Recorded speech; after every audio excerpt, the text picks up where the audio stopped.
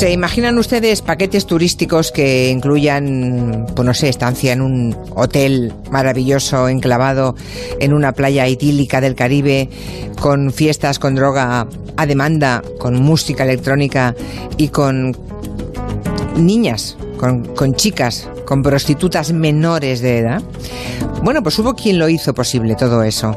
Es un hombre de nacionalidad israelí llamado Asi Mosh, conocido como el demonio de Taganga. Ese individuo ha sido detenido hace unos días en Portugal por la colaboración entre la policía portuguesa, la colombiana y la Guardia Civil española. Hoy Luis Rendueles y Manu Marlasca, buenas tardes a los dos y bienvenidos. Hola, ¿qué tal? Buenas tardes.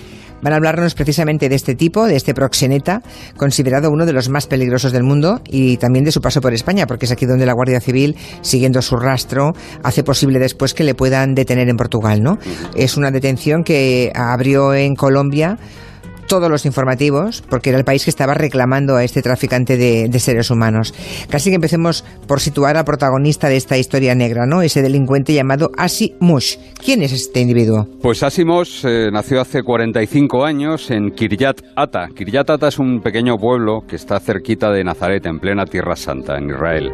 Como todos los ciudadanos de aquel país, como todos los ciudadanos israelíes, cumplió un servicio militar obligatorio de prácticamente 3 años y muy poco después él salió de Israel y comenzó a recorrer mundo, y al tiempo que recorría mundo comenzó a delinquir también. La primera parada que hizo al salir de Israel después de ese servicio militar obligatorio fue Tokio, en Japón.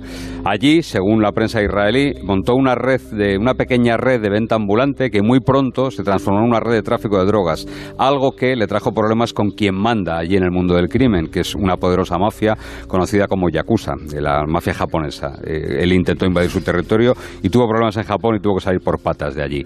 Así que Mosh se fue precipitadamente del país y se instaló en Europa.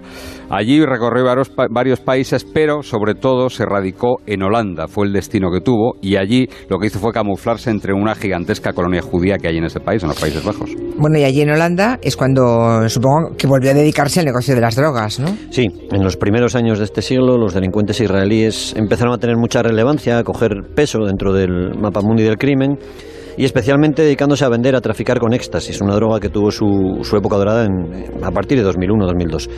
Mosh se asoció entonces con un grupo criminal israelí que ya estaba en Holanda, y que Holanda era entonces la capital mundial del éxtasis, del MDMA, y allá estaban casi todos los laboratorios del mundo. Desde allí se llevaba éxtasis, se vendía a varios países, sobre todo al Lejano Oriente, y ya en el año 2003, policías de España, Nueva Zelanda, Australia, Japón, Tailandia, India y Brasil colaboraron con la policía de Israel y la Interpol para desmantelar por primera vez la banda que ya lideraba entonces Mosh. Y supongo que fue el primer encontronazo, ¿no?, de Mosh con la policía, fue la primera detención, entonces. Eso es, Mosh fue detenido en Holanda en una época en la que también acudía con bastante frecuencia a España. Otro de sus socios, hasta un total de 14, cayeron en esta operación que se llamó Los Tres Mosqueteros, en honor precisamente de los 3 hermanos de Mosh y de sus 2 hermanos que estaban implicados. Cayeron, digo, en Nueva Zelanda, en Brasil, en Perú y en Austria. Y ya en aquel momento Mosh, aparte de tener una gran capacidad de liderazgo, tenía bastante ingenio. ¿Por qué digo esto? Pues porque el grupo se viajaba hasta Tailandia para mantener las reuniones, porque allí se sentía bastante impune y allí sabía que no lo iban a vigilar, y allí naturalmente no tocaba ni un gramo de droga, porque la legislación tailandesa es terrible, tiene una dureza extrema contra el narcotráfico. La investigación de la policía israelí permitió conocer que esa banda, la banda de Mosh, también empleaba a ciudadanos de aquel país, ciudadanos israelíes, para introducir en Europa cocaína procedente de Perú. Generalmente cocaína que metían en sus organismos, en sus cuerpos, llevaban adosadas a veces y otras veces en pequeños cargamentos de maletas. Bueno, imagino que cuando le detienen en Holanda, pues y le juzgan, le meterían en la cárcel, ¿no? Pasaría una buena época en prisión allí. Sí, algo menos de 5 años estuvo entre rejas y decidió al salir que era el momento de cambiar de aires. Varias policías, entre ellas la española, tenían a Asi en el radar, y la presión hacia los traficantes israelíes aumentó mucho entonces en todo el mundo, porque cometieron un error, supongo que de avaricia, que fue enviar cargamentos de drogas de síntesis a Estados Unidos. Y entonces la agencia antidroga norteamericana, la DEA, empezó a apretar a los aliados para que les persiguieran. España, por ejemplo, detuvo a uno de los principales traficantes israelíes, un tipo que se llamaba Oded Tuito, y que se había instalado en la Costa del Sol, en la provincia de Málaga. La presión hizo que Asi cruzase el Atlántico, y en el año 2009 llega a Colombia, llega desde Brasil, y no elige un mal sitio para recalar porque se va a instalar en un lugar que se llama Taganga. Taganga. Bueno, hay que hablar de ese rincón, ¿no? Es una ciudad colombiana que, bueno, la ha hecho famosa a él, ¿no? Ese mafioso israelí. ¿Dónde está Taganga? Pues Taganga es un lugar del que yo desconocía su existencia y yo creo que casi todos, si bien Sí, pues de Colombia conocemos Cartagena, ahora, sí. Barranquilla, Santa Marta, pues bien. Taganga es una población de apenas 3.000 habitantes que está muy cerquita de Santa Marta. Santa Marta es la capital del Caribe colombiano y está al borde del de un parque natural precioso que se llama Tayrona, que es uno de los lugares más bellos de Colombia. Tradicionalmente Taganga ha estado dedicada nada más que a la pesca, es un pueblito de pescadores y en los últimos tiempos es verdad que había algo de turismo relacionado con el buceo, porque allí en ese parque nacional de Tayrona, por lo visto hay unos fondos marinos y unos fondos de coral bastante bonitos. Así que así Moss llegó a Taganga y muy pronto descubrió que ese sitio estaba lleno de posibilidades para el turismo, para un turismo muy especial, ahora lo vamos a ver. Él compró una propiedad en la misma playa y allí, por 4 duros que le debió costar, construyó un hotel de 3 plantas, al que llamó Casa Benjamín, y se convirtió en operador turístico, es decir, lo que hizo fue tender lazos hacia Israel y buscaba su clientela entre los israelíes que recién acabado el servicio militar, por lo visto es tradicional que cuando uno acaba sus 3 años de servicio militar en Israel, buscan unas vacaciones, bueno, pues unas vacaciones lo mejor posibles. En el caso de Asim Moss montaba unas vacaciones en las que no faltase absolutamente de nada. Y cuando dices que no faltase de nada, es exactamente eso, ¿no? Que no faltase de nada, incluido todo, incluido los delitos que hacía falta cometer para conseguirlo. Sí, en el peor sentido. Muy pronto, en el año 2010-2011, se empezó a hablar en Colombia de Casa Benjamín, de aquel sitio, como un lugar bastante especial. Allí solo podían entrar chicas universitarias y también menores de edad, todas ellas colombianas y también hombres turistas israelíes. Moss se dotó de una especie de guardia pretoriana formada por unos pocos leales colombianos y sobre todo por israelíes que venían de las Fuerzas Armadas y que naturalmente iban por Colombia armados hasta los dientes. Casa Benjamín, ese establecimiento tuvo un efecto llamada y a Taganga comenzaron a llegar emigrantes israelíes que montaron alrededor, como pequeños satélites, pequeños negocios, bares, restaurantes, hostales, hasta el punto de que Taganga empezó a ser conocida en la zona, en Colombia, como la pequeña Israel. Madre mía, eso ya implica una población flotante por allí importante, ¿eh? Sí, sí, sí. Y esos negocios supongo que llamarían en algún momento ya la atención de las autoridades colombianas, no era normal aquello. Bueno, y tanto que la llamaron. Taganga y Santa Marta, como decía antes, es el núcleo urbano al que pertenece Taganga, se vieron muy pronto desbordadas por la presencia de esos israelíes que además no disimulaban, es decir, eran muy llamativos, se hacían ver continuamente. La policía colombiana llegó un momento en que era absolutamente incapaz de controlar a los hombres de Moss, porque la policía colombiana destinada allí en Taganga y en Santa Marta, pues poco más o menos que hasta ese momento se dedicaba a los pequeños hurtos que hubiese a turistas, ¿no? Pero Moss se convirtió en una especie de reyezuelo con un pequeño gran ejército que paseaba por allí impunemente. Los empleados del capo lo que hacían era recorrer las calles de Taganga a bordo de furgonetas provistas de armas y munición de guerra. Imaginemos esas imágenes que hemos visto a veces de países africanos que van con las pick-ups llenas de armas automáticas. Bueno, pues algo parecido. Y esos hombres de Moss controlaban no solo la entrada al Hotel Casa Benjamín, sino también, por ejemplo, la presencia de vendedores ambulantes. Cuando alguno molestaba, lo sacaban allí amenazándole con sus armas. Los responsables municipales de Santa Marta pidieron incluso al gobierno colombiano que enviase al ejército, que enviase tropas para tratar de controlar a Moss y los suyos, pero el israelí debía tener buenas y poderosas amistades que bloqueaban cualquier iniciativa contra él. En aquellos años se ganó el segundo apodo que tiene, es el demonio de Taganga, y también Moss es el intocable. O sea que se saltaba o se pasaba por el forro las leyes colombianas y ponía su propia ley, vamos. Eso parecía. Y claro, y si le llamaban intocable es porque pese a todo el negocio podía seguir funcionando, ¿no? Era muy visible, muy obvio y muy evidente, pero lo seguían dejar hacer. Hasta Casa Benjamín llegaban continuamente mujeres muy jóvenes, muchas de ellas menores de edad, según la investigación, que venían no solo de la zona de Santa Marta, sino de otros muchos sitios de Colombia, como Antioquía y Bolívar. Las chicas, las menores, entraban al hotel como parte de los paquetes, suena crudo, pero es así, como parte de los paquetes turísticos, todo incluido que ofrecía Moss, que también incluía música electrónica y consumo de drogas.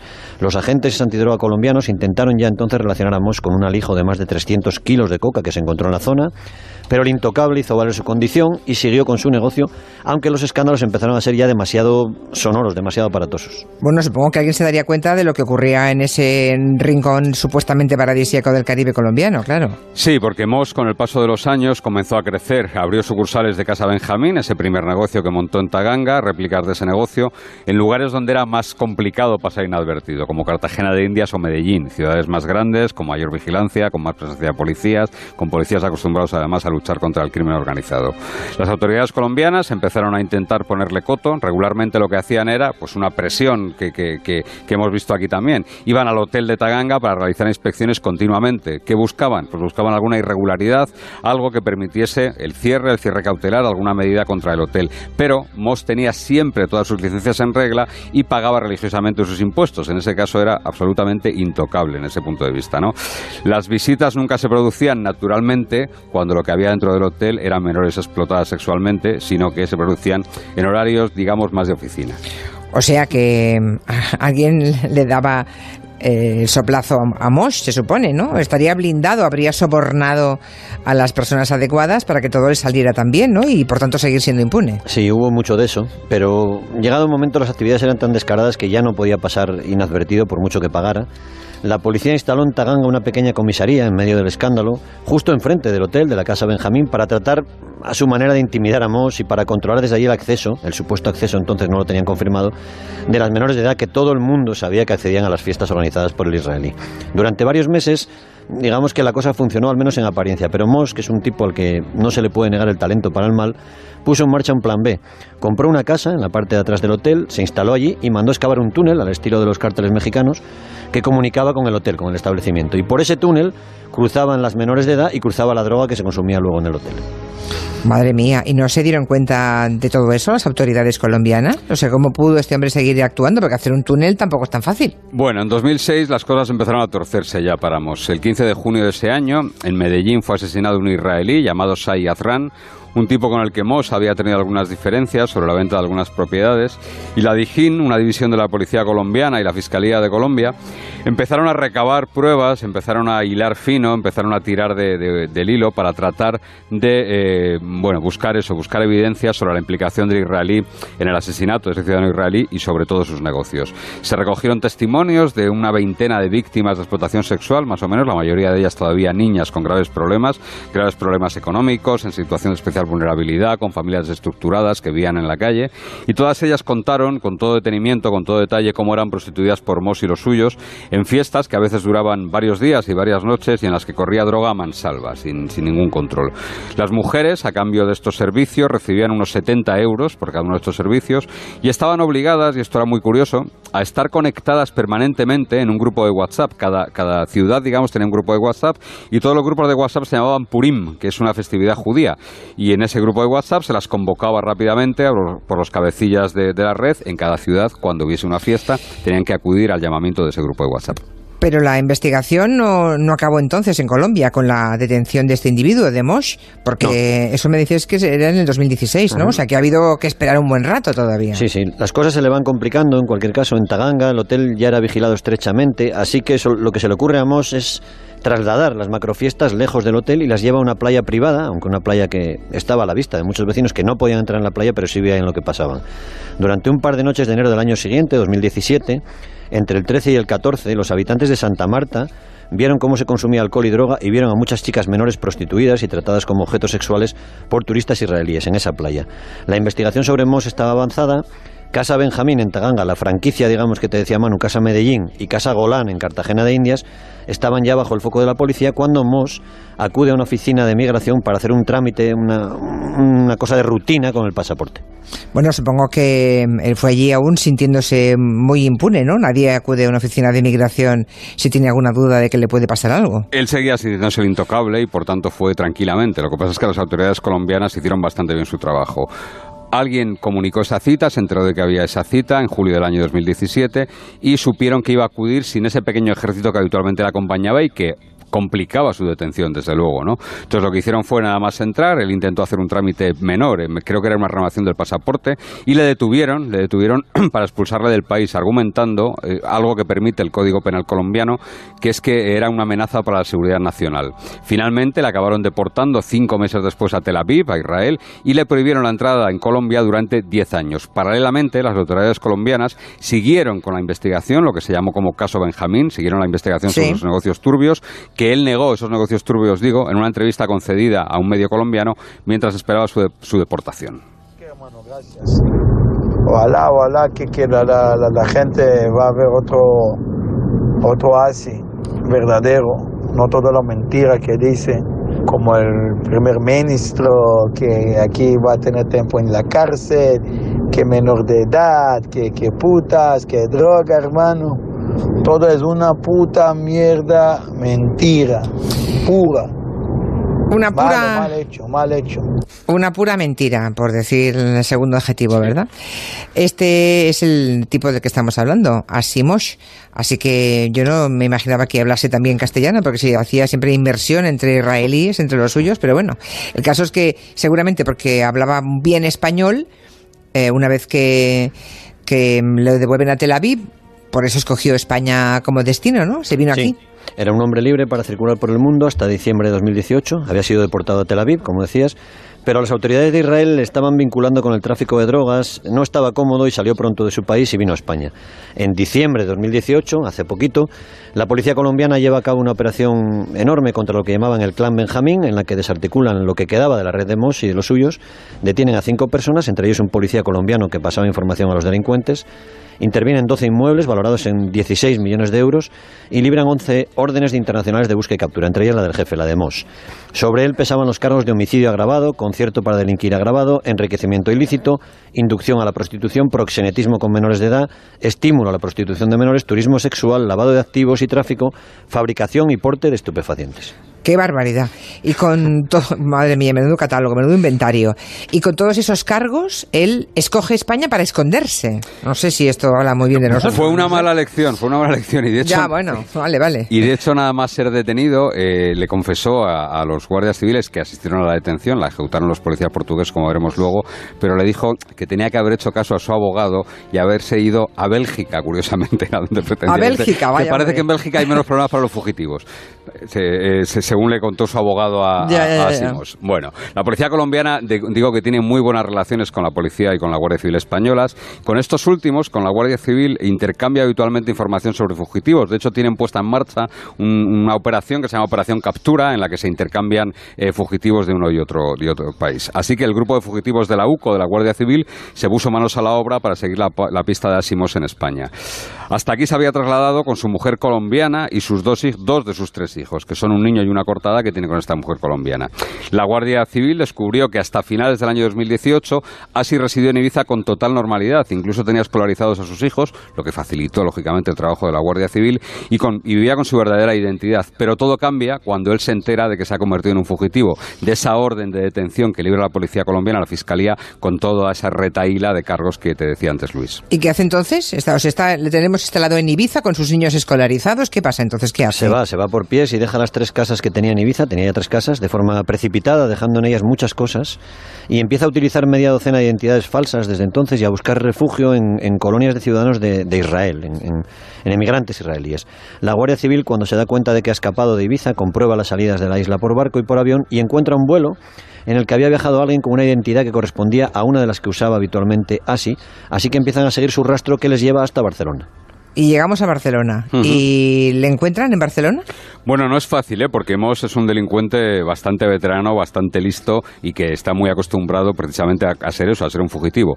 Así que él y su mujer, que también estaba controlada, intentando ser controlada por la Guardia Civil, cambiaban de teléfono prácticamente cada semana, tenían a su disposición varios domicilios, algunos domicilios de otros ciudadanos israelíes que están asentados en Barcelona, y adoptaban medidas de seguridad en todos sus desplazamientos para detectar los seguimientos, para tratar de morder algún seguimiento. La Guardia Civil, es cierto que llega a verle, llega a grabar su imagen en una imagen de videocámara, pero cuando quieren llegar a él, cuando quieren dar con él, se dan cuenta de que ha abandonado el país, pero eso sí, saben hacia dónde ha ido, saben que ha ido hacia Portugal.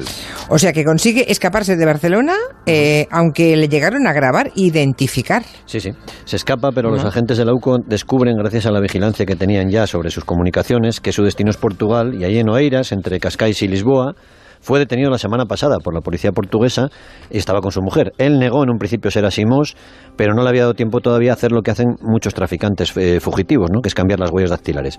Y pudo ser identificado plenamente por ellas. La noticia abrió los informativos de la mayoría de las televisiones colombianas, que también anunciaron el derribo, la demolición de Casa Benjamín, el burdel que hizo millonario a este tipo y que acabó con él en la cárcel. Cuando le expulsaron de Colombia, este hombre lo anunció así. Bueno, ¿qué puedo hacer, hermano? Ojalá que puedo mostrarme en otra forma como soy y que la gente sepa la verdad.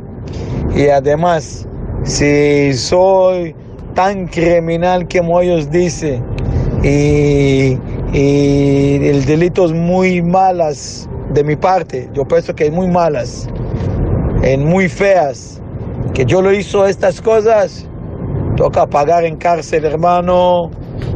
Y si es así, mi lugar es en la cárcel. Pero no estoy allá porque nunca hizo ningún delito. Nunca. Bueno, hermano, ojalá que la cosa va bien. No, un delito no, varios. Pues eso, pues efectivamente va a acabar con su bolso en la cárcel. Seguro. Parecía que lo llevaba con deportividad, pero no, al final lo estropeaba. No. En Colombia le esperan de verdad con muchas ganas, porque es cierto que era uno de los personajes más buscados de Colombia. Incluso se libró una nota roja, lo que se llama una nota roja de Interpol, en la que es un objetivo de máxima prioridad para las policías de todo el mundo. Y desde luego en la cárcel colombiana también le esperan pasajes.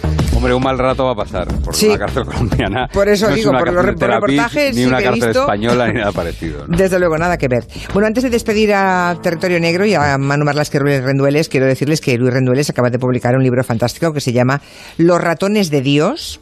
Ah, el lunes sale, Julia. Ah, sale el domingo, lunes. sí, el domingo. Yo digo acaba de, porque se me lo acaba acabo de traer llegar. en Neymar. Sí, te he mandado que te enviaran uno, pero el lunes sale, sí. Vale.